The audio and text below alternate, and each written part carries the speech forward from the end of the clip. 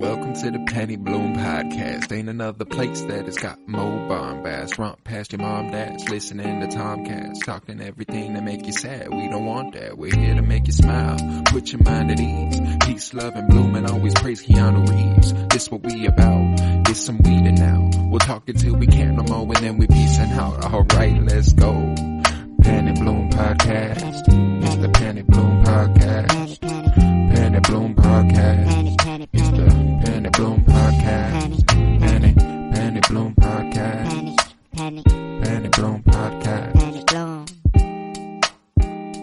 Hello, everybody, and welcome in to Rebellion's Bloom. It is I, Colton Robertson, and we are talking The Bad Batch, bitches. I am joined by Joseph George. What's up, homie?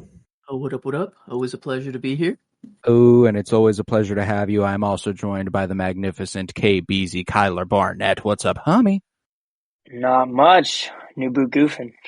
New boo goofing. Just you. That's just how you be. Goofing. You goofy guy. Just goofing. Authentic Just ostrich. 6 penguins. We're talking The Bad Batch. Let's do it. It's season 2, episodes 9 and 10, The Crossing and Retrieval. It's a nice little arc. It'll be nice to talk about in a pairing, which is perfect. Yep. A lot of characterization development, which I really appreciated. And the fallout of Echo being gone, kind of being the main crux of that first episode, and then the fun, more exciting adventure stuff in the second episode. But how are we feeling overall about these two? Yeah, I really liked how you touched on the fact that these are like 2 really good episodes to talk about kind of together, because I feel kind of like a cheater now because I watched them both today. I hadn't caught up on it until this morning. So watching them back to back, I'm like, damn, I didn't even really get no cliffhanger or anything, which, like, it's not like there was some super suspenseful cliffhanger. I mean, it wasn't like there was a character that we were like on the verge of death when the last episode ended or anything. But, yeah, man, I really like these 2 episodes. The one thing that I really wanted to take a moment is I just keep coming back to the animation, man. They keep impressing me week by week. Like, that first episode, The Crossing, man, there was a scene, like that water scene. We haven't, like, this sounds kind of dumb, but we haven't dealt a ton with, like, water planets or any real water since kind of, like, I mean, we had that beach scene. We had that beach scene at the first episode, but that wasn't, like, involved really. Man, like, just some beautiful shots and some beautiful work, and couple characters I think got some development, I guess, kind of in coordinates with another, like, some other characters in the show that we don't typically see, which I thought was really, really good. Something that bode well. I don't know, went well for the episode, I thought. I really enjoyed them both. Like I said, we'll kind of talk about that. My favorites will kind of fall in line with that too, so it'll be a pretty seamless conversation. But I really enjoyed them both. Not much you can say, really. No, I feel you. How about you, Joe? How you feeling about them? I love that every episode, there's just something that happens that splits the crew up into a group that we haven't seen before.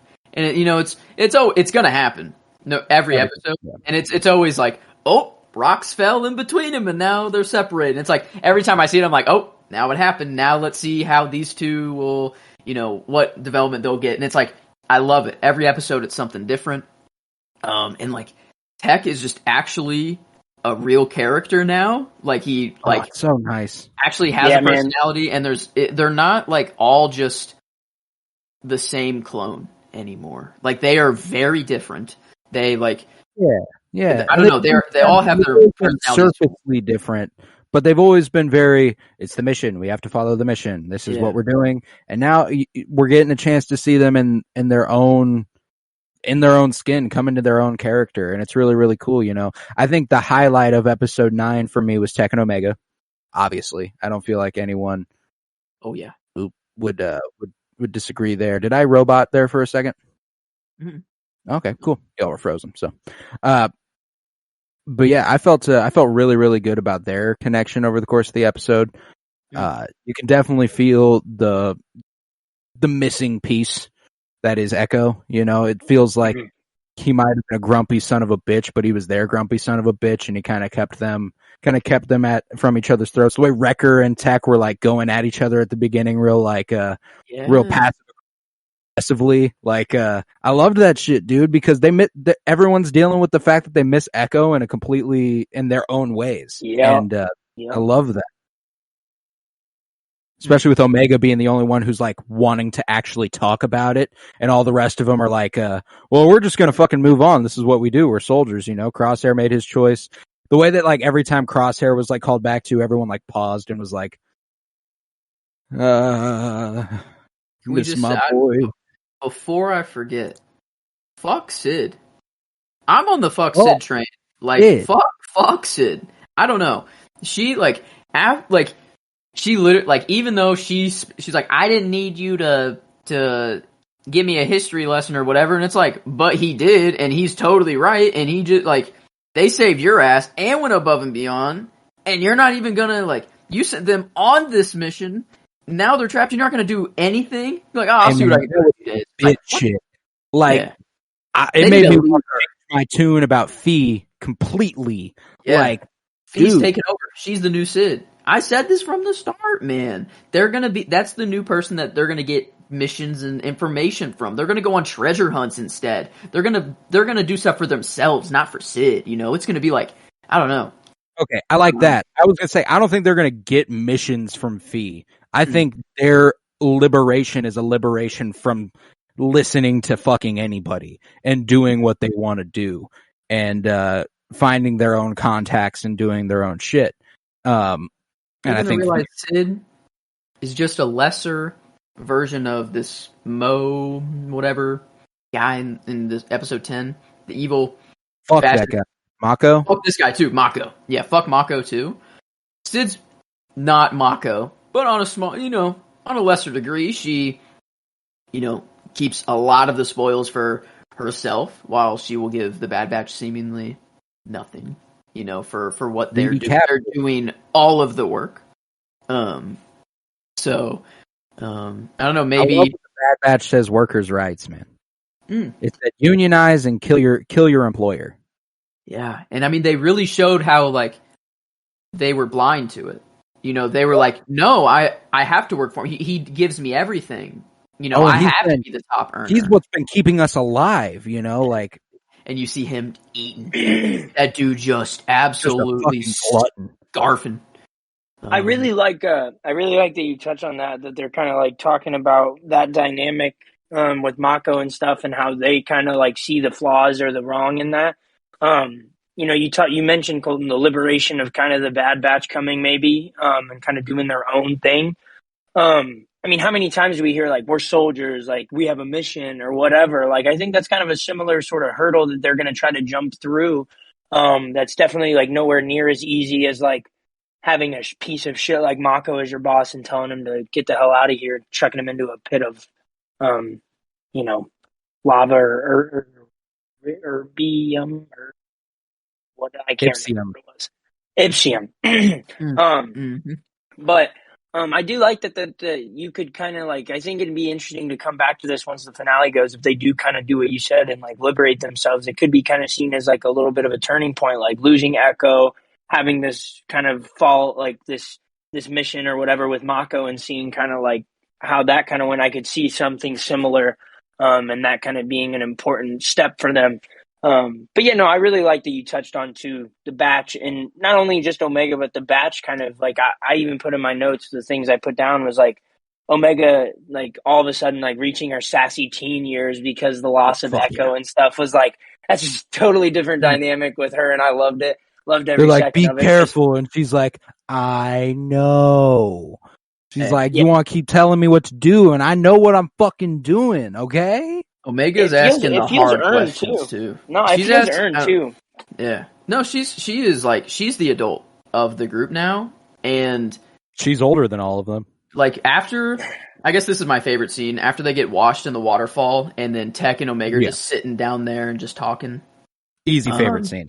Omega is like, we're family, aren't we? And Tech is like, well, yeah. And then Omega's like, well, then why don't we act like it? And Tech, like, it stumps the fuck out of him. Like, there were things that were stumping him before, and then he was like, because it's so cool to think about, like, he's just never thought of these things before. It's like, we kind of have to think of them as, like, a baby, you know, like they're still human, but they kind of have like a droid factor to them, and like they have programming, and they were programmed to think a certain way, and now that they're experiencing these things and Omega's asking these questions of things that they've never had to think about before, it's like so cool seeing them like contemplate and be like, oh my god, yeah, like wow, I've never thought about this before, but it's so obvious now that you're saying it out loud, Omega. Like, because whenever Tech responds with like, we're family, aren't we? He's like, he sighs, you know, he like lets out like, oh man, all right, fine. Now I have to deal with it. Now I have to out loud say, I miss Tech, or I miss Echo, and I miss Crosshair. You know, like they both chose a different path, but we just got to move on. And he became like, it was the nicest thing that he said to Omega. Like most thought it, like, I don't know, it was like, we have to respect their decision, even though it can be difficult, we just have to move on, you know. You know what I've like, I'm really curious because Omega's like a perfect genetic strand cast of Jango Fett, but female. That's the only change. I'd be so interested if we ever get something in the future with Jango Fett in his days as a Mandalorian foundling, feeling almost like an outsider, like everyone's feeling a certain type of way, acting a certain type of way, and she's sitting there like, y'all, I don't get it. You know, like I don't get why y'all aren't on the same page as me, why y'all don't seem to think that like this, like that we are a family, you know, like what's I think it's so interesting to think about the fact that Omega and Boba Fett are like, they have a lot in common as far as their longing for a family. The way that Boba, he loses it as soon as he loses his dad, you know, like I think it's an interesting possibility for Omega, is just kind of it's just kind of like a mirror of Luke and Leia. Like Omega's Leia and Boba's not necessarily Luke, you know. That doesn't. No, yeah, they're not the same characters, but I get what you're saying. The one that's more towards, you're a Jedi. He went down the obvious Jedi path, the weapon, the power, you know, that path. Leia strayed away from it and went down politics and trying to help without all of that, you know, and stuff. So I am Groot. But yeah, I don't know. I love Omega, she gets my my character and performance of this episode. Just for, I don't know, she's not this. I never saw her as annoying ever in season 1 even, but a lot of people did somehow. But if you're finding Omega annoying now and you don't like Omega, then I don't know what to tell you. You're just a child hater, or you're misogynistic, or both. I don't know. But Omega is like, she's coming into her own, and she's becoming a badass now. So Michelle Ang. Easy.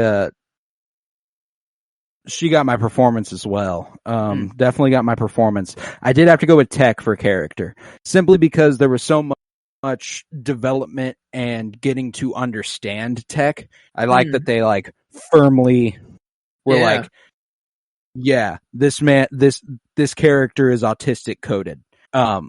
I like, my favorite line is what Tech says when he goes, I may process moments and thoughts differently, but it does not mean that I feel any less than you.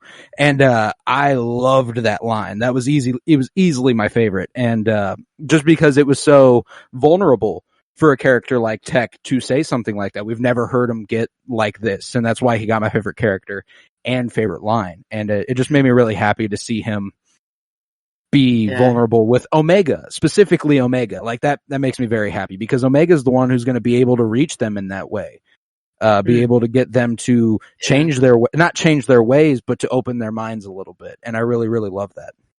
Because even at first, Tech, like whenever Omega stormed off and was kind of like, I just want to be alone, Tech was like, I don't understand. Why is she mad? You know, he was like, I don't understand. And then Hunter and Wrecker were like, what is your problem? Yeah, you know, they were like, go talk to her. You know, like after a while, they're like, come on, go talk to her. I love that Wrecker was like, well, you see, you didn't handle that the best. Yeah, they had, I don't know. It's fair. Tech, I guess, like that line, that was my favorite line. I think I even like texted you immediately after the episode. I'm like, oh, I loved that line. I like, it's that scene. This scene, that one scene of this episode is so strong. But, that's an all-time Star Wars animation scene. But like whenever Omega's actually just mining the Ipsium, like, and they like trust each other now. Like Tech is like, you know what, I do trust you. You know what you're doing. Omega's like, go get me all my empty canisters. You know, he doesn't ask any questions. He's like, okay, you know what, I'm listening. You know, let's do this together. You know, they fall down, like they go through that whole journey together, and that's what makes them Well, sitting they don't just there. fall. Omega falls. Dude. Tech dives. Made me very happy. Oh, dude, he didn't know like that. He didn't know that there was water down there. Pitch black down there. He was like, I have no choice. Omega's going, I'm going after her. And I was like, oh my God, I love that. That made me so happy. It was adorable. Both episodes had some pretty big leaps of faith, I think you could say, in like the literal sense. It was pretty cool. I have the next episode. I'll kind of touch on that a little bit, but that's my favorite scene. Next episode. Yeah, there was some really good stuff in this episode. Like, it's not often you get like an episode where your characters get kind of boxed into a setting that's like, I guess you'd say away from where we would perceive the action, if that makes sense. Like, you know, their ship gets stolen. Like, the whole point is like to go get the ship or get out, and like, so, I just really, they did a lot with it, you know, and like you said, Joe, you really hit a good point too earlier, where you talked about how each episode, you know, you kind of get that trope where like one group's separated from another, and it kind of provides a nice little moment for like some, you know, development between two characters who maybe kind of need it. And in this episode, I mean, it screamed. It really did scream. It was written and portrayed in the right way, where it's Tech and Omega, you know, that felt like an earned moment, a needed moment. Yeah, I mean, it's hard to go away from that moment in the under the aqueduct and stuff in that little like pool area. Beautiful scenery. The animation looks fantastic, and like, I mean, like her wet hair too. Yeah, I mean, and that's a really like scary thing to like recover from. Like, you just fell through the depths of like darkness into nearly drowned. Yeah, I mean, like, a lot of shit went down, and her first thing, like, isn't, like, freak out about, like, what she just went through. It's more like, he left and you don't care. Like, why is it, you know what I mean? And, I love how they both like, to me, like, them getting out of the water was exactly the same. Did you, like, it, like, I mean, they're like, literally, like, they did the same movements. They rolled over, they both lay down, they coughed, like, exactly the same as they got out of the water. I don't know, like, almost to the point where I think they literally used the same animation, but just on the different body, like, of the character. Like, it is that, like, that similar. But no, that, man, yeah, it's crazy how really that, like, Omega and Tech being together is, like, the biggest part of the episode. Like, it is really, that's, like, the whole episode. That's the point of the episode. Yeah, it is. That's the point. Like, it's really just getting to that point. Yeah, and I think that's why the next episode worked so well as like a pair between these two, is that like you get that moment. It felt so deserved, so earned for both characters, and so needed, you know. And then you kind of get like a payoff. Like the next episode, I feel like you kind of see like, I mean, we'll touch on it, but I just felt like the next episode worked so well to show like, it didn't feel like they just moved on from Echo's absence. You know what I mean? They definitely delved into it in the crossing. And then that next episode, like, it felt like the correct next step, I guess, if that makes sense. Like, you know, it'd be kind of silly if he leaves and then it's just like, we have to stick to the mission, or we have to get our ship back and, like, just move. You know what I mean? I thought that was, like, a perfect kind of, like, I wouldn't even say filler is the right word. It's just like, it was a really good like sequence of events to go through what happened. Yeah, it was needed in order for the story to, I don't know, not make sense, but progress, pay off I would properly. Say. Yeah, progress like, and such. Yeah, they would miss Echo. They would have a period of time where they're like, God damn, man, that was our dog. Like, what the fuck? Like, we are down and out right now. And I like that at the beginning of the next episode when they're trying to figure out how to track the ship, and Omega's like, what about Gonki? What if we just tried to track down Gonki? And Tech's like, that is an ingenious idea. Like, he's getting less like, that's actually a good idea. Whoa, you actually thought of something helpful. He's just, that's ingenious. I like that. You know, like he's more go with the flow. Like, you know what? I'm not the only one who has to come up with the good ideas and, with the smart ideas, I should say, not just good ideas. And I really love that. You know, I think that's it was a sign. It's a small itty bitty sign of growth from Tech. And, have we given out all our favorites from episode 9? I don't know if I've given out any, but, I have mine. Go ahead. Let me hear them. So I went Tech for the character. Like I said, I mean, I just felt like that was the character who most deserved that, like, kind of arc in this episode, I guess you could say. And I just felt like he showed, you kind of hit it too, Colton, just like the growth with him was just so profound, I felt like. And, you know, like we talked about, like, you know, Omega's a character who is like growing up naturally. Like she is going to need these moments where like she needs that figure. And like so often in season 1, we saw that fall to Hunter. And then so often do we see like Wrecker be like the kind of fun uncle character.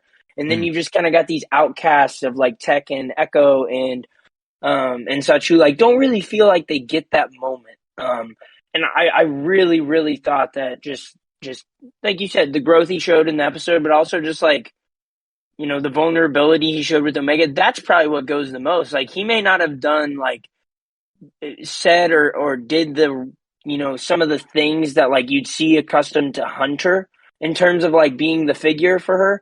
But I thought that the vulnerability is, it's kind of like when, I don't know, like, you know, there's like some of your friends who maybe like, at least me, like I have friends who really don't talk so much about like, maybe it's their emotions or just like certain things that are just kind of like touchy things they don't really like to talk about. But when suddenly they like break that down and talk to you, you're like, okay, I like you have this click where it's like, wow, that's kind of an, like, this is totally out there, totally different. Like they're being vulnerable with me in a way that I not totally customary to them. Like rather than me like call to that or like try to like, you know, talk to them. It is like, hey, this is where I listen. This is where like I let them dump that. And like that to me shows the growth.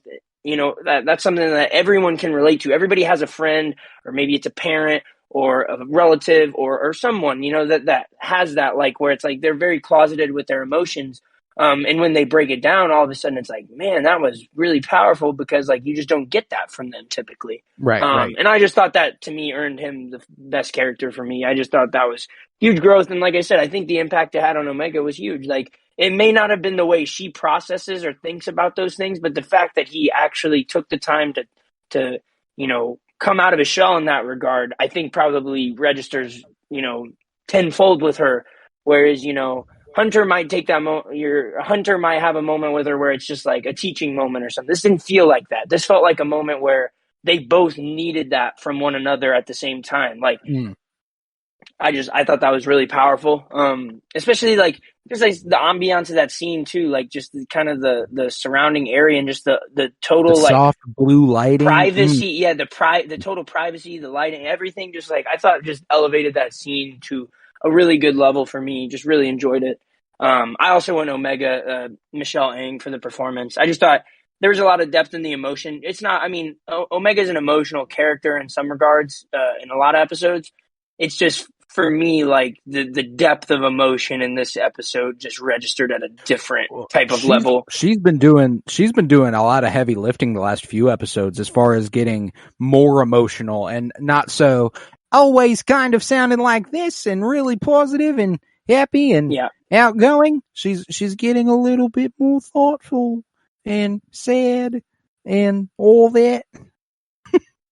Man, is that clean sweep though for the episode? For the oh no, I guess I put Omega for my character, but Michelle Ang got the sweep for the performance. And was your scene also the one in the cave, or did you actually? Yeah, that was my scene. I don't know if there's anything else you can take from it. Like there's just that scene. Like for me, the animation just pulled me in so quickly, and then just the emotion and like impact of that scene alone. It's just like it's hard to turn away from it.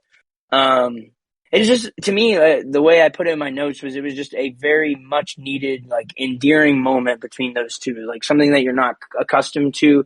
Those are the kinds of things that, like, pull you out of the fact that it's a children's show. And it's like, at any age, you can relate to that, you know, that kind of emotional display between those two. Like, that's something that just, whether, like I said, I mean, for me, like there's a friend or two friends or something that I can think of that, like, you've had a moment like that with, or like for me, like sometimes my dad, like it's not always something that, like, sometimes you don't always get that kind of emotional feel and soft touch from, a parent, a relative, or a friend, like I said. So like, it's just something that you can really relate to. I thought at any age, it's just something that, like, can really, yeah, it's like to me, that's just the whole point is like, yes, we talk about this. It's it's animation and it's clearly like it's a kid's show to a degree, but when you can get the kind of emotional and the tug at the heartstrings that way at any age, that's when you've really crossed the threshold of like being more than just that, if that makes sense. And that's just why I like this show so much. This has to teach kids lessons. Like at the end of the day, kids will be watching this, and kids' brains are very spongy, very malleable, like if it does not have these things in it, if they do not see that a guy hoarding every resource for his own and eventually, like sharing is good, like that is what the show is ultimately doing. It is meant for kids to instill good values, and I would have no problem showing this cartoon to my kid. The only part that gets me, like, I don't know, there's some parts that are kind of like, whenever Rampart just offs a clone, right then and there, I don't know, there's some parts that are kind of iffy, but it's like, I don't know, it's always done in a way where it seems that maybe this is like a teenage or like preteen kind of show. I see, like, I get what you're saying, but I think it's important for kids to recognize good and evil. Like, there's no question about who we are not rooting for whenever Rampart does that. Like, a kid's supposed to watch that and go, "That's the bad guy," like that's who I am not supposed to like. Yeah.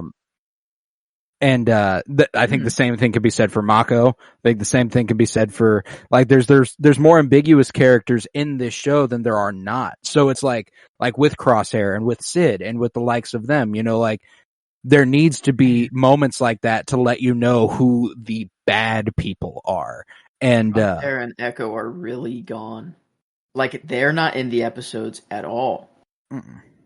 That's kind of nuts. Like, I'm kind of shocked by the amount of no Crosshair this season. I think that's been kind of jarring. That's on purpose. That, like, this, I think the main theme of it all is like your found family, and the true family here is what is left. And because Echo, you never quite fit in. Now he's with who he really belongs with, it feels like, and Crosshair just, I don't know, never saw eye to eye with the group. Yeah, like, he's not where he belongs, but sadly, he kind of is where he belongs. Part of me wonders if maybe they're just kind of there's been episodes where like we've delved away from the batch. Like I can't remember the name of the episode specifically, but it was the ones we discussed. I think it was like 79 or 89.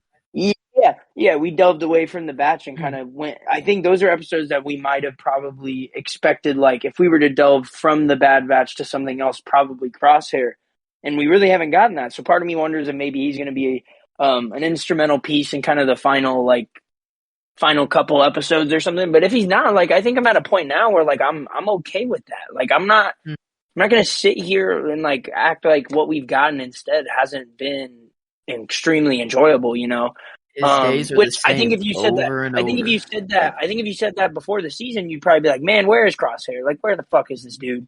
And like, that's not to say I don't want to see him, but I just think they've done such a great job either with the batch and like kind of the tropes of separating them and doing things separate from them in some episodes. It's been plenty fulfilling enough in my eyes that I'm not like overtly like angry about it. Like, but that being said, I would like to see some here in the like I said, I think the final stretch will probably get a handful. But right now, I have no real complaints about not getting him. Like you said, I'm surprised too. I would have definitely expected it, just given the cliffhanger and then kind of that early, what was that, like first 4 episodes? He was in one of the, I think 3 or 4. He was featured in it. Yeah, he was if I'm not in mistaken, the like 3, Solitary 4, maybe Clone. even Yeah, 5 or 3. something like that. He was in So 3. It was like all about him, and then I yeah, think he was I'm in. not totally I'm not left, I guess, feeling like I've been cheated or something, if that makes sense, due to the lack of him. No. But no, I really like this season's definitely done a lot. Like it's been a different change, and that was to be expected. I mean, given the kind of like wrap, the bow tie they put on the last season, like definitely expected a change of pace and a different type of story being told. But I've really loved the like. There are times where you get an episode where it's just one planet and they're there and then they're gone by the end, Mm-hmm. and those are great episodes. I've enjoyed those. And now the ones that we stick at one for an episode 2 or 3 or whatever, those have been just as good too, man. It's been really fun to like kind of have enough variety, I guess. That sounds stupid because like this kind of show is definitely going to capitalize on that always, but I've really enjoyed like, if they move on from a planet that like I felt like that story was wrapped up. I didn't feel like I was longing for like another arc or another, Right. piece on that. Like I felt like it's just been the perfect amount of like, hey, here's one episode in a vacuum, kind of separate from things. Like it's not gonna like hold too much weight in the grand scheme of the story. And then the ones that do hold that, like those have been just as great too. I've really, really liked it. It's kind of given it a really nice, like, I guess, I don't know, I'm struggling to kind of word this, like the vision of the story. I don't know if that makes sense. Like it feels like it's been put into really good chunks. Like everything it's been cohesive in a sense, which sounds dumb because I just talked about how sometimes it's not. But like, No, I get what I'm you're saying, making though. sense, They've managed to tie it all together, even in moments where it feels like we are straying. Like episode 9. That's an episode that does stand alone really, really strongly and is like, wow, I did not like, we're just show up on this planet, which never gets a name either, which I think is interesting. We're mining Ipsium for Sid. That's the plan. That's all we're doing. And then it becomes a truly emotionally compelling episode about why we're missing Echo. And like, and then you get to continue that arc in an exciting way in the next episode. And it's like, I think these 2 episodes are like a really good example of what this show is capable of. And, I'm excited to talk about 10 here because it's another really, really strong one where, like I said, we get a really simple view of a greedy capitalist on a small, tiny scale, and a bunch of cool new characters, a cool couple new droids, which I always like a few new droid designs, and man, some sick action. I loved this episode. She's like 4 for 10. Like 4 for 10 for favorite characters this season. Yeah, you got 1, 2, 3, 4. Yep, you got 4 so far. I almost went with Omega. Here, she's getting the performance again though, because she's really the person who's in it the whole entire episode, and she's just, I don't know, talking to everybody. I loved her performance, but I think I will give the character to Benny. This episode, actually. Even though fuck Benny for betraying Omega after she gave him, like, that ration, I really thought that he was going to be like, oh my god, now I'll be your friend right then and there. Well, he betrayed her right before. Yeah, he turned on the, like I don't think that can be undone, though. Oh, okay. I thought he was going to, like, go over. Oh, I guess he just told him to come up and walk up. Yeah. Oh, it's like the damage, I guess, was already done. I guess, okay, I thought he might have That's why been, he kind of, like, looks at the door like, shit. Like, I guess I thought he was more like contemplating, like going over there and being like, "Hey, everything's all good." Actually, like I don't know, because I guess I don't know, but he comes through at the end. Eventually, Did we get line? Did everybody say their line? Oh no, yeah, go ahead. What was your line for episode 9?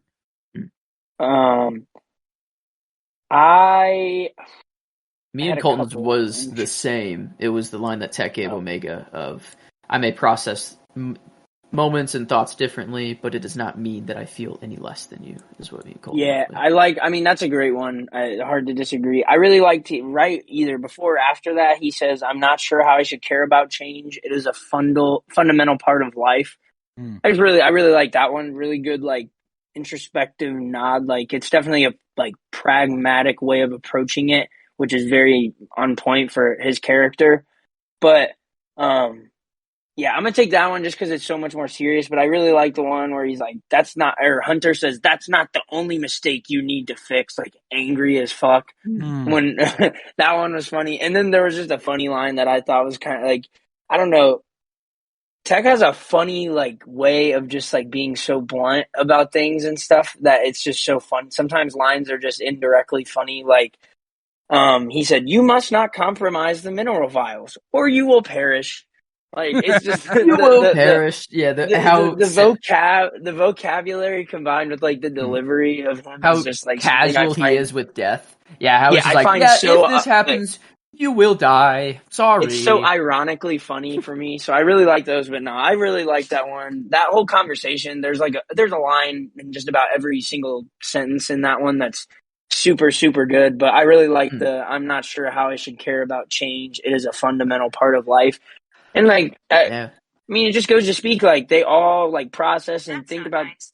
Okay, Siri. Did not mean to talk to you. That's not nice, man. Dang. They talk about things in such drastically. They process and think and talk in such different ways, and I just love that. Like, it just shows like he doesn't really know. Like, he knows a lot, but like when it comes to the intricacies of like emotion and you know, all these different things, he doesn't have it all figured out. And it's like this. It's the whole like imperfectly perfect type thing that like just really is always just that's like kind of a little trope or gag, I guess, about like certain characters in shows or movies that I don't ever really get tired of, as long as it feels earned, which with Tech, I think it's exactly on brand. So I just really like a line like that. I think it does a long way. And I think it also it goes a long way to like, we have such a balance of characters in that batch.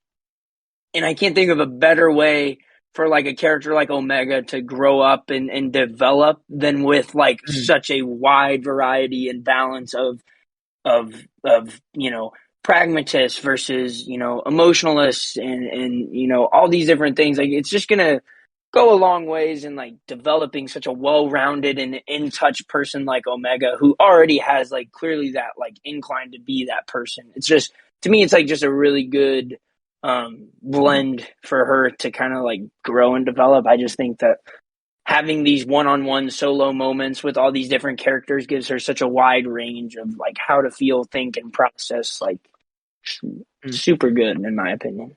Man, I really thought that Benny for a second here, I thought he was about to join the batch, and you know, I thought, and I'm like, well, I don't know if I'd really want him to. I'm not sure, but like, and then I got me thinking. I'm like, man, do you think we get any new additions to the Bad Batch? You know, like, we've had subtractions, we've had Echo leave, and we've had Crosshair leave, but maybe we get another member somehow. I don't know. And like, who could that even, you know, like, would it be someone like this that they find along the way, you know, and then like is just like, you know, maybe I do come with you guys. I really saw him being like, man, maybe I do come with you guys. Like, you gave me a ration just for helping you. Like, you saw in his mind, like, what he knew and what his world was. Like, he saw that dusty ration and he was like, oh my God, this is like the best thing I've eaten in weeks, you know, or like months, maybe even years for this kid. And then like he glorifies Morok. What's this dude's name again? Mako. Mako. Fuck this dude. I hope Mako and Sid get together and then they burn alive together somewhere. I don't know. Maybe Sid not that much yet, but Mako definitely. He's already dead, burned alive in the Ipsen mine, so that's all good. Thank God. Nah, he definitely mauled. He's okay. Yeah, but like the He's fact that he fueled by glorified anger him, and rage to survive. Yeah. I don't know, like saying that he gives us everything. We wouldn't have survived without him. Like he's so generous of what he gives to us, you know, like that's what he thinks. And immediately when Omega's like, huh, it's weird. It's like the Ipsum doesn't seem depleted at all here. It's actually like in pretty high concentration. He's like, that can't be right. No way. And he looks over and he's like, oh, maybe my whole life's a lie. Yeah. And so I just got to be thinking that he's sitting in that office that whole time just staring at that data, and he's like, no way, this is fucking real, right? Like maybe this like girl's little pad thing is just fucking up. I don't know. And then eventually he's like, you know what? No, fuck this. I gotta go get him. You know, like I gotta get his ass. What makes him wait? You know, like he's just waiting in there for a little bit while the altercation happens. You know, he's just kind of waiting in the other room, or I don't know what he's doing. But I gotta imagine he's just kind of like talking to himself, like, man, fuck this guy. I can't believe my whole life's a lie. I'm gonna go get him. He's practicing like what to say in the mirror, like as he walks out, you know, sort of thing. But it's like when you get sent to your room as a kid, it's just like, God, you go in there and you're like practicing. He goes in there, he throws a few punches at the air. That's what I'm gonna do whenever I get out there. That's what I'm gonna do to him. I mean, he does storm out there, and he's like, "Hey, you've been lying to us this whole time." And you know, he gets everyone's attention, and everyone's like, "What the fuck are you talking about?" But then the top earner, you know, the top captain, you know, right here. I guess even below the captains here, they look like there were some like this was some Oliver Twist ass shit. Yeah. His entire workforce is children who he's barely. Yeah. Please, sir, can I have some more? It's exactly that. It is Oliver Twist. Yeah, I was also getting what is it? Is it Temple of Doom? That's not the same because like they're like what, like brainwashed or like, you know, mind controlled or some sort of like whatever. But like that's kind of like the same thing. the vibe I'm getting from like Temple of Doom. Dark mind, pretty solid like comparison kids as well. working everywhere. I'm like, oh god. I also want to say that Mako, like, do you guys remember Plutt from Force Awakens? The big like Unkar Plutt. That's exactly who I was thinking of the entire time Mako was on the screen. I'm like dishing out rations in return for like things he's selling for an immense profit, and it's like shortchanging. Yeah. And then also Benny and the water. What about my water ration? Oh yeah. Gluck, gluck, gluck, gluck, gluck, gluck, gluck. I was like, somebody stabbed this motherfucker in the tummy. Yeah, like he died in such like, god damn it! I really wanted them to beat the shit out of him. I didn't. Everything they did was fucking perfect. The fact that this man was such an idiot, such a giant blubbering fucking fool that he would swing his cane, trip, and fall to his death is hilarious. And the fact that Benny was still willing to try to save him is even better. Like he's like, hey man, you a piece of shit, but we gonna get ours. We ain't gonna let you die like this. And then he tries to take him down with him, and he's like, see, that's like, I think they handled that fucking perfectly. Right. That whole scene is incredible, and it is my favorite. The workers rising up, Omega taking the leap of faith for Hunter to come save her. She has no fucking doubt that he is going to save her. Yeah, that was nuts. That was nuts, the trust of Omega and Hunter, but then also Tech and Wrecker, boom, boom, pew, pew, killing those two droids, and everyone was like, holy shit, a blaster just, you know, they were like, okay, you weren't lying. Like, you were at, y'all got it like that. You do got it like that, but like, holy shit, we could have all just went up right here, you know, like, I packed that thing too, so come around this way, you will get clapped. But no, I put Mako getting proven guilty as like, from that moment on, you know, whenever he storms out the door, he's like, hey, I got the proof right here. It's just like in the Senate, whenever Omega, you know, they're running in with the proof and proving who did they prove wrong? Palpatine, but actually just Rampart, I guess. It'd have been even funnier if they brought that proof out and Admiral Rampart was like, no, and he like started swinging shit around, then fell out of the pod and fell to podium. Podium rises from the top, and just Palpatine comes out, and he's like, ugh. And like, it's, I don't know, this was all his plan too, to get this, I don't know, like, it's just the same thing, a hologram. He rises out of the Ipsium and he's like, hello, my son. But dude, did anybody else kind of get like young Peter Quill vibes from Benny? Because I just thought that was totally like from like Chris or Peter Quill and Yondu when he was a kid. There's like a line where Benny says something like, Mako says they are useful skills when he's talking about like being a little thief and shit. I was like, that is so Yondu right there. Just like, because what did he say? He's like, because I was small and I could fit into places that the rest of them couldn't. You be a real good thief there, son. I just thought, goddamn good skill to have. That's one of the most like recognizable voices there is, like in Hollywood. Like, he might have been your father's son, but he ain't your daddy. Oh man. Yeah, no, I don't know what the line is. It's bugging me, but I don't know. Maybe if one of you remember it, but it was when Omega finally realized that like, it's not just the Empire. There's other people out there. But it like I don't know what that line was, but it was like I had Tech's response to it as my favorite. But Omega says it's not just the Empire we have to worry about. There are people that are like that, and he's like, and Tech responds like, yeah, unfortunately, yes, but there are people like us too, and that's something.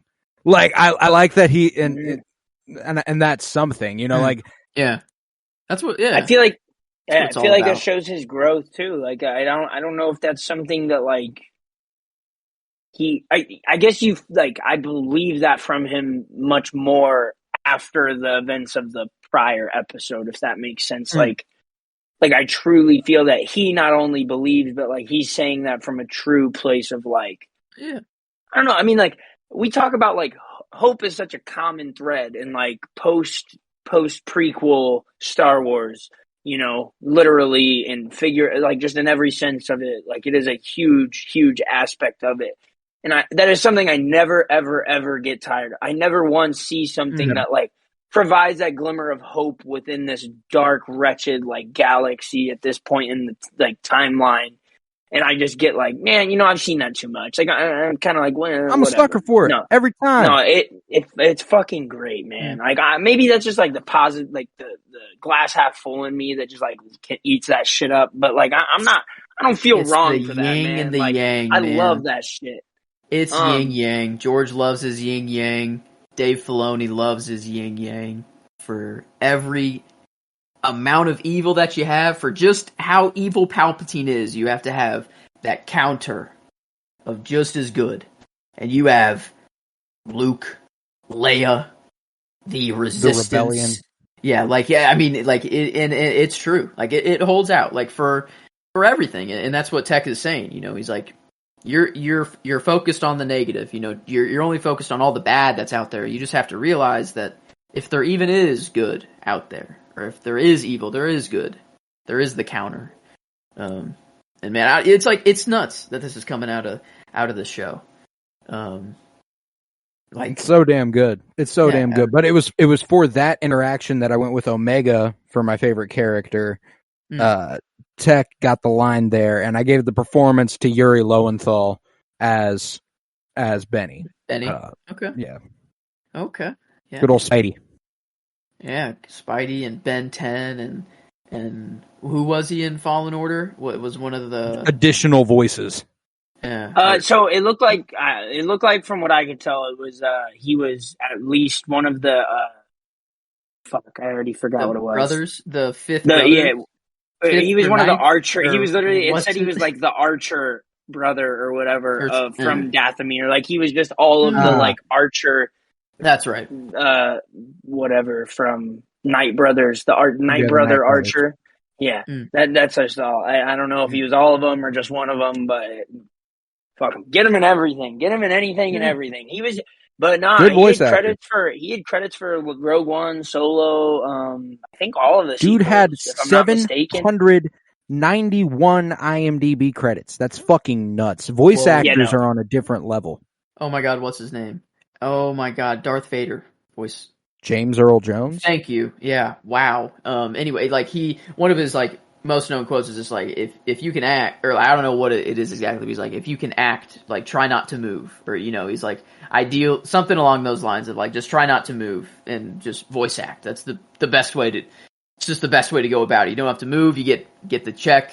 You know. I don't know. And that I don't know. That would be kind of sick to be the voice of like Spider-Man. To be the voice of like to play that game. Can you imagine playing that game and hearing your voice as the main character? Like that'd be nuts. Like I hear you on that quote, and I get it in some aspects. But one thing I will say is that if you watch like the actual like camera footage of some of like some like of the most iconic like voice acting performances you've seen, they are animated as fuck, and I feel like you can always tell like I don't even need to see the camera footage sometimes when I get a line in like an animated series to know that they were literally throwing every part of them into that line. Like, you can tell that, like, you can picture the animation in their bodies that they're doing, like, as they're speaking these lines.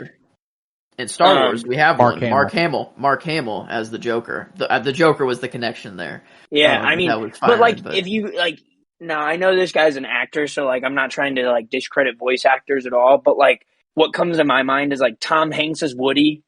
Like, there are screens like camera shots of him like acting, and like there are certain lines in it like where you can just like, yeah, exactly. Like you can just see like they're getting into it, man. Or him in Polar Express. I could see him belting out that Hot Chocolate song in Polar Express. Tom Hanks. Oh, he probably killed that shit in the studio. Oh, dude. Yeah. That. Yeah. But no, Yuri. Yeah, I guess I didn't go with him for the performance. I still went with Michelle Lang as Omega here, but I did go with him for the character because you know it did suck to have the betrayal. You know. But that's all he knew. That was his whole life. That's just what he knew. But at the end, everything's all good at the end. There's definitely a certain comfort with him, and that like he would rather have the like certain like. There's a quote I just read. It's like you'd rather deal with like the evil you know than the evil you don't know. Like you would rather deal with like so like you can tell like that's how wounded he is. Like it's not fair. It's not okay. But like that's just kind of his like thinking on it, I guess. The logic made sense too. The line. I loved the line where he was like, "Oh, you guys aren't minors," and Omega's like, "Oh, yeah, you stole the ship from the wrong motherfuckers, bro." Like, yep. We got it like that. That was one of my lines. That was one of my lines I put in there. I loved that one. That was great. He was my performance though. Yuri. As soon as he came on my screen and I heard his actual voice, I think that was like within 30 seconds of the episode beginning. I was immediately like, "Dude, I know this voice. Who is it from?" Like, and then when I saw Yuri Lowenthal, I'm like, that is, I'm pretty sure Spider-Man. I'm pretty sure that's Spider-Man PS4, if I'm not mistaken. And look it up, and like, boy, that is one underrated part about Star Wars animation is like, you get these characters that may only show up for an episode, or like maybe a couple, or whatever. But man, they do their work. Like, they have dudes and females that just have this track record of just immense voice acting talent, and I will never ever get tired of getting these like just one episode with this character because it's like you can attach to them so hard in that one episode. It's just amazing. Like I love that. I love that aspect of it. It's such like a I don't know, like something I just love doing is like hearing a voice and I'm like, God, I love this. Like, who the fuck is this voicing this character? And then you find them and you're like, oh my God, like this is a profound person to me in like so many different ways. And now I finally have an actual like real life human face attached to it. This is awesome. It's like a whole new level to the fandom that like is just so underrated to me. I just never get tired of that.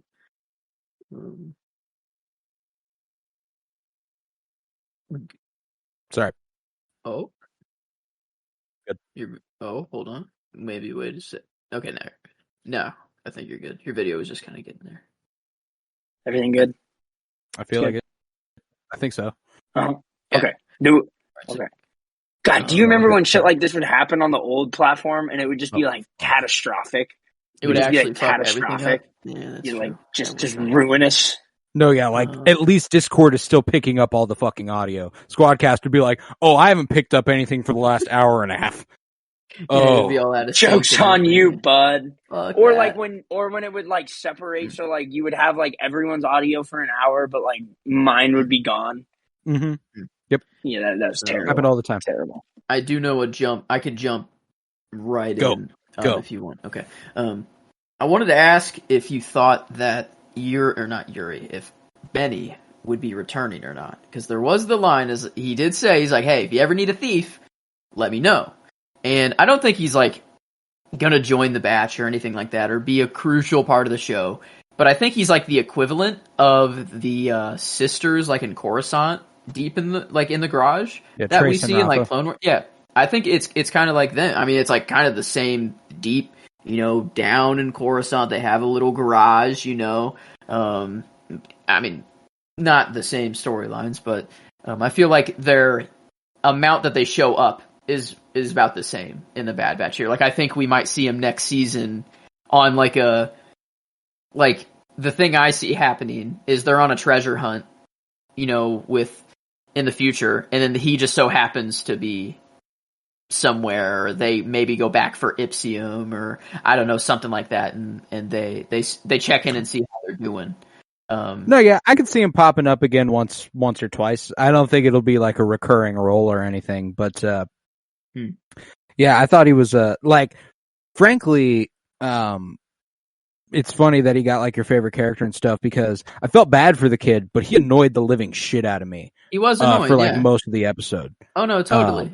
But that's the point. That's the whole point of his character, is that is how brainwashed he is. Like that, I'm not even bothered by the way he's brainwashed. Like legitimately, just his presence bothered the shit out of me, and I don't have a good reason. Really. He was like, I'm on my Toto shit right now. Toto 360. I don't fuck with Benny. As Toto? No, not nearly as much as Toto. But like my reason for disliking Toto, I don't really have one. I just don't fuck with that guy. Benny, it's their thing where I'm just like, this guy just annoys the living shit out of me. Like, you said maybe he'll join the batch, and I was like, fuck, I sure hope not. I don't know why. I'm just not. I don't fuck with Benny. I don't fuck with Benny. I know, but like, I think Omega gets a boyfriend eventually, or a partner eventually, and I think she comes back to Benny. That's my prediction, is that this is Omega's first love interest eventually. They come back for some Ipsium. I don't know, like Sid. Omega is so gay. You think? I was waiting for. I was. This is I was so interesting. excited to hear what his response was going to be to that.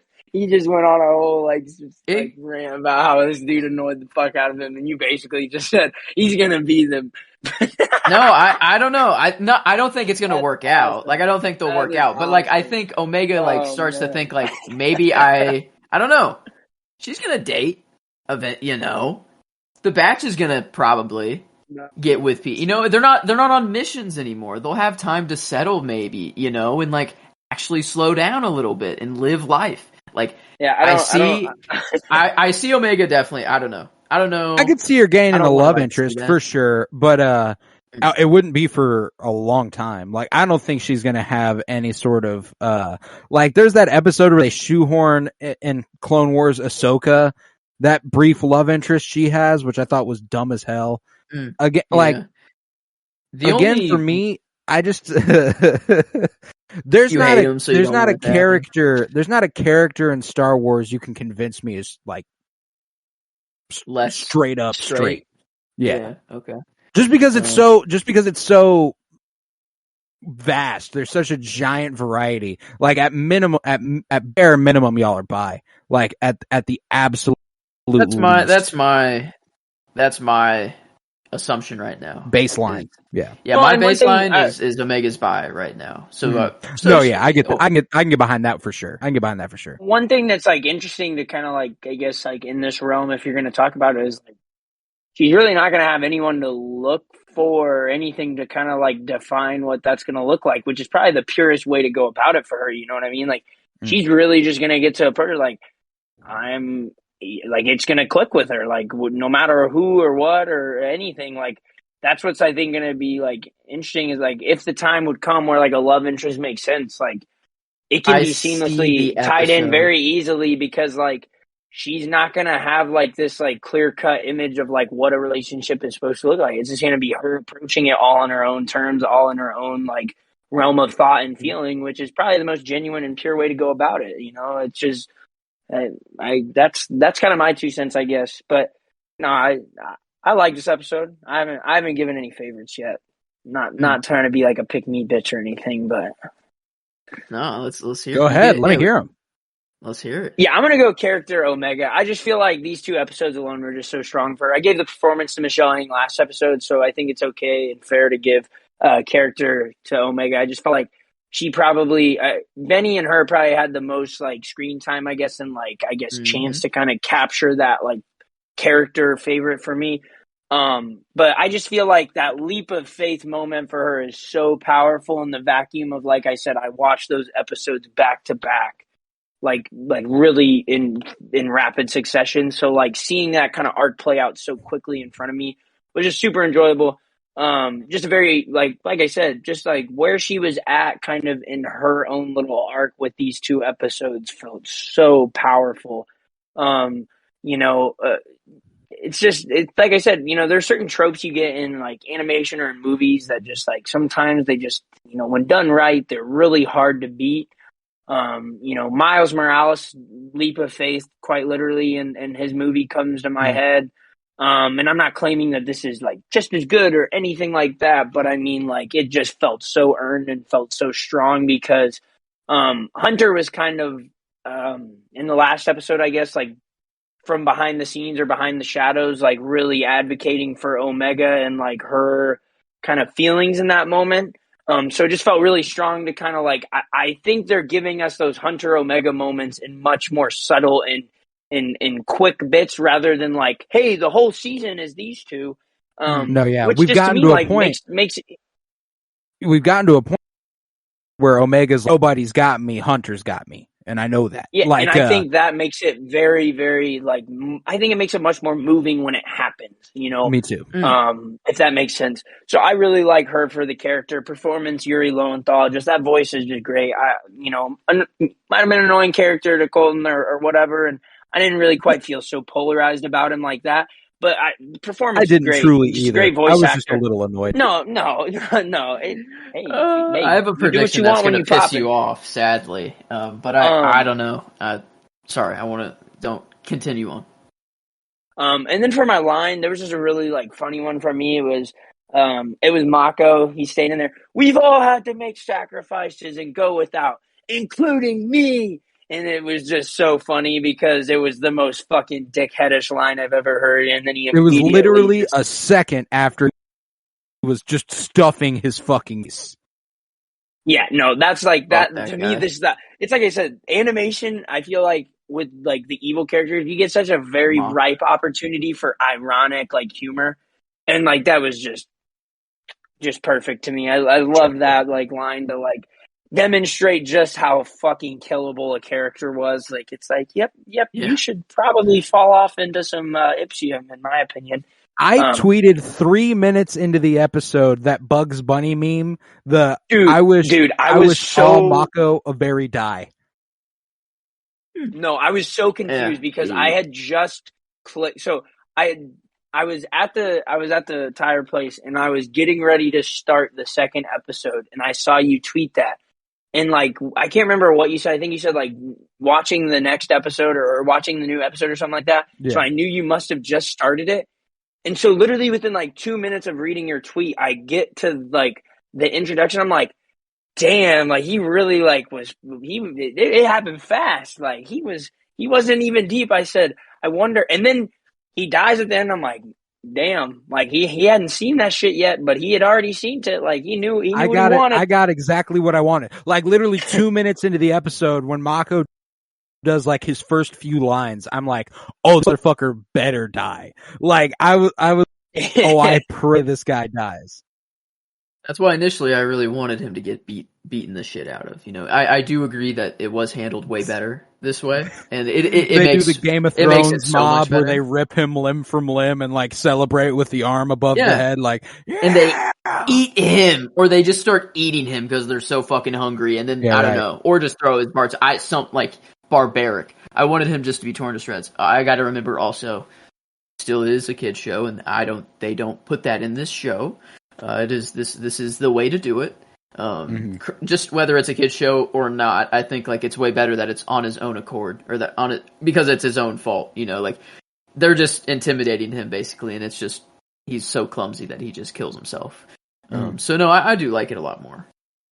For moment, I'm rocking with the Omega jumping off. Like like I said, just such a powerful moment for me. Like you said, the fact that they've kind of pulled away from so much Hunter Omega just makes these little moments like this. Like, I think it hits so much harder. Like, I'm glad that they've realized they don't have to constantly like force feed us that relationship to feel like those moments are like, Okay, you set it up very well now. Almost a whole season of television worth of setting that up.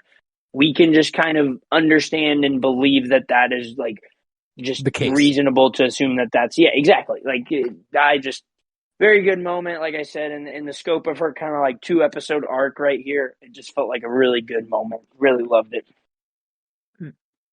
I love it. Yeah, I had the exact same because like that entire scene is awesome too because that's when the workers are like, "Oh, he's fucking us over."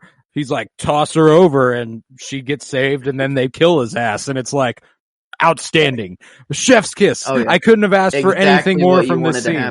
Yeah, it's like, oh, Yeah, exactly and I want to make what it I want clear. to happen is happening. As much as Benny like annoyed me, I wasn't like hoping Mako would pull him down with him or anything. I was very happy he didn't die. Yeah. All right. Yeah, all right. I like Benny enough. I think you might. I don't know. Benny, I think, is returning. I don't think you cast a voice actor like this for just one episode. I think No, but they do that all the time. They've done it with him so many times. With this specific guy? With Yuri Lowenthal, he's done one episode of like every Star Wars thing. Really? Yeah, and not even just his character. I don't know. I think they do this a lot of times with really good voice actors. I mean, I think Wanda Sykes is a character we know we're getting back, but like she's really only been here once. We didn't get so her far. for just one episode this season. I don't know. I guess And twice. More of the reason that I'm thinking he's coming back is I think, like I'm looking at the episode titles just coming up. Eventually, there's a tipping point. A thing that's episode 14, so it's not for a while. We got a little bit, but I think like the batch eventually realizes Sid is like not good for them, and I think like they're like, you know what, you know who we need to get back at Sid? Benny. Well, no, I think they go back to Sid. They go back to Sid with all the Ipsium that they have, and Sid is like, oh, you great, finally after a couple days, you guys are late, whatever. Yeah, she might be like late fee or something, like to screw him even more, and then they're gonna be like, okay, come on, like what the fuck? And then I think one of them's gonna drop a line of being like, yeah, and that other mine that we found that was even more rich, full of Ipsium, like there's still way more in that other mine. I think Sid's gonna be like, go back and get it all. Like she's gonna tell them to go back. And they're going to be like, you want us to go back to the place where we just got our ship stolen and you didn't even come save us? Like, I think, like, that's the conflict. That's going to be what eventually, like, ends or, like, makes them realize that Sid's not doing good. But I think they do go back there. And I do think they like, mine that Ipsium. And maybe while they're there, they're like, why don't you guys just take this Ipsium? And sell it for yourselves, or they go to Wanda. Well, that's already or what they're doing. Or really, they are selling it for themselves already. Yeah, that's that's what Benny says at the end of the episode. He's like, "Yeah, now we run the mine. The workers seize the means of production." I mean, the Bad Batch selling the Ipsium they have instead of returning that Ipsium to Sid. I thought you meant the Bad Batch telling them. No, because they're all gonna they're gonna function that way. But I see. Benny and Omega mining that Ipsium together because it has to be small people that have to crawl through the hole, and that's why they're kids that mine Ipsium. It's not going to be the Batch that mines, and he is a miner. He has been doing that his whole life, so he will teach Omega how to do it even better, and they will. That's why I thought that's my real thought of why I think that they might become a love interest is like they will mine together. It has to be a very calm, slow, meticulous, you can't freak anyone out. You have to be, and I think they're going to eventually talk to each other, but very calm and very, what's your life been like? I haven't been off this world. This kid probably hasn't even left this world, and he's going to ask what's it like out there? And Omega's going to be like, oh my God, you can be anything you want. It's going to be like the best dreamer, conversation. It's just two kids. That's why I want it to happen is because not I didn't think that the voice actor was so cool that I wanted him to come back or anything. I think it's just really good storytelling if they come back here. I think it divides Sid and the Batch even further. It gives Omega someone to open up to that's not the Bad Batch and maybe get a new member. And then they're finally on their own and then they treasure hunt. That's really what I want. I want them to become treasure hunters. For a little bit at least. I don't know. I think that'd be really cool. So I just don't know what we get 16 episodes, right? Yeah. I'm Plan really 99. skeptical to think that we might involve like him at that point, like at 14. Like I'm just not sure I buy that that's where our story's at that point, but maybe. I guess we got Metamorphosis coming up. That's the next episode. I think that's like a Crosshair type. Maybe he's like finally coming out of that shell. He's getting his inhibitor chip removed for good. I'm going less metaphorical, and I'm going like they're going to a planet with some sort of quickly evolving species that they have to fight off. And I'm going back to we're having a one-off exciting adventure episode next week. Okay. What is Pabu? Pabu. Pabu. Pabu. What the heck is that? But we have Metamorphosis and then the Outpost next, and then Pabu. Whatever the hell Pabu is. But yeah, I don't know. I don't want to look too deep into these titles or anything like that. I like just waking up on a Wednesday and throwing on the Bad Batch. Just some nice morning cartoons. Oh, you realizing something? Are you putting some pieces I looked together? up what Pabu means. Oh, what does what does Pabu mean? It means paternal aunt. Like your parent's sister, paternal aunt. Paternal aunt. Like Omega's aunt would be. Does Jango Fett's sister have a sister? Is she Jango Fett? Or is she Jango Fett's sister? Like, whoa. I guess does Jango Fett even have, is this even... Well, I have no idea. Well, that's the other thing too, is that it doesn't have to be Omegas necessarily. There's any number of routes they could possibly take that, Is it confirmed? Like, cause it's confirmed that she was born at the same time as Boba. Right? Like, that's confirmed. That's the Alpha and the Omega, like the Boba and Omega. They were born together. I have another meaning. Uh-oh. Pabu is the Tibetan name that means fluff ball. So I feel like that's probably more the angle we're going. It probably means fluff ball and not paternal aunt. Who was the Kaminoan who was really close to Omega? Lama Su. Is she alive? No, Nala Se. Nala Se. Yeah, that's what I didn't want to... Is she alive? Or did Cad Bane kill her? Yeah, she's on Mount Tantus. She was who got transported at the end of season 1 to that mountain cloning facility. That could be like the aunt to Omega. For sure. Not like a, just kind of someone who was there for her a lot. An aunt. Or they could just be talking about my Aunt Beth. You never know. There you go. Yeah, we who knows? But Metamorphosis. Shout out Aunt Beth. Yeah, maybe while we're there. Butterfly. Metamorphosis is just Butterfly, and Pabu is some creature. What was the other meaning? Fluffball. Fluffball. Yeah, we got Metamorphosis. It's going in, and then we'll get the Fluffball. The Pabu is what comes out of the cocoon. Yeah. Pabu. Yeah. What's Oobop? Oobop. No, it backwards doesn't mean it. Ubap. But nah, man. But do we have any more favorites to give out for episode 10? I think I went through mine. I think we got her. Yeah, we got her. Do you guys have any last thoughts here? I'm just really excited to see we're past the halfway point now. That was episode 10. So 6 left. Mm-hmm. Yep, 11. Yeah. Excited to see where it goes. I feel like we haven't gotten something like truly like shake the room type like story building or story developing since the 6, 7 or 7 and 8. So excited. Right. Naturally, I guess we've only had 2 episodes since then. So this is a fine change of pace, and I love these episodes. Just excited to see what kind of the first kind of like delve back into the real kind of overarching story they're building, where and what that comes from. No, I dig it. Yeah, I'm excited to see where the end of this season takes us. I'm hoping we get a connection back to Mount Tantus, like the whole cloning teaser that they leave us on at the end of season 1, like hasn't come back around, and it's been 10 episodes. I'm intrigued by what they could possibly be thinking about doing with that storyline. So I'm intrigued. What about you, Joe? You got any last thoughts?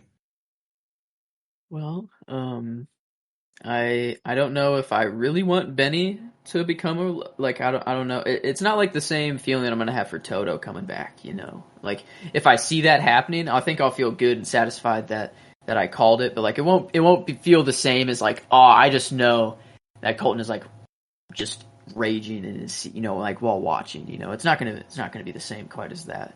If Toto returns, I'm gonna buy a gun and shoot my TV. Dang, Toto could cause some real damage. Toto is dangerous now. Listen, I think he's a menace to society. He is. There's some Twitter account out there in the universe that has said that if Toto is ever put into live action Star Wars, that he is getting murked on sight. There's some account out there. He or she has been very opinionated on that. So, you know, I think the story should also probably stand for animation. If I were to guess how that person might feel about Toto returning. But if Toto ever comes back, he better get punted. He better get punted off the side of the Golden Gate Bridge and land and get impaled by Darth Vader's lightsaber. Yeah, ass first. Obviously. Ass first. But there's no better way to conclude an episode than with that. So, if you would, head to patreon.com/PennyBloomPod, where you'll find over 50 hours of exclusive content, including a new Quantumania review. We're talking Ant-Man and the Wasp Quantumania right after this. So that'll be up tonight. That'll be us three all talking about it. Very excited about it. Go over there for $3 a month. You can support this podcast financially, which is a huge help because it costs me money and I don't make any off of it unless it's over there. And if you would, head to Twitter, follow at PennyBloomPod, follow on Instagram at PennyBloomPodcast. Remember to leave a 5-star rate and review wherever you may be listening. Tomorrow, we've got the Mandalorian Season 3 predictions coming out alongside our full Star Wars ranking, all 22 canonized on-screen portrayals. That's a behemoth of an episode, as you might expect. We talk about literally everything Star Wars. So it's about 3 hours. So it's a goodie. But you know, you'll find how me and Joe feel about the saga as a whole. And it's quite loving, but something has to be first, something has to be last, and that's the approach we took. That's tomorrow. This Friday, we've got Blaine Rezach joining us for our comic book journey through film. It is Batman 1989 this Friday. Very excited about that. Next Monday, our Game of Thrones rewatch continues with Season 2, Episode 8, if I believe. Yeah, that's correct, Episode 8. That's going to be another goodie. We're getting close to finishing our first 2 seasons of that rewatch, which is kind of crazy. It feels like it's been a breeze. I can't believe that'll be our 18th episode on that, which is kind of crazy. Been doing it every week since Halloween 2022. So long running project, and it is only going to continue running even longer. So all sorts of shit coming to you here on the Penny Bloom podcast. Thank you so much for listening. Thank you so much for downloading. Our downloads have been through the roof lately. It's been such a pleasure. We just reached 13K all time, which is very, very cool.